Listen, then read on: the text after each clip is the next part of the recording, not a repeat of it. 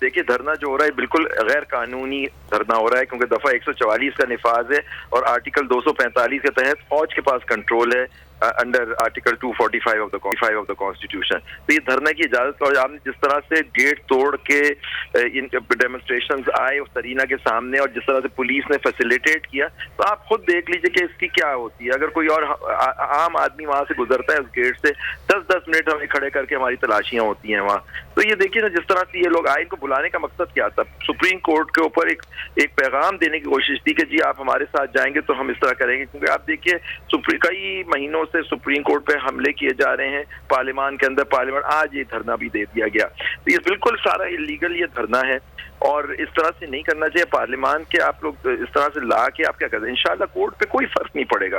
Court अपनी कार्रवाई कानून और इंसाफ के साथ करेगी, यही उन्होंने हल किया है। और इंशाल्लाह आप देखेंगे कि जजेस जो हैं अपने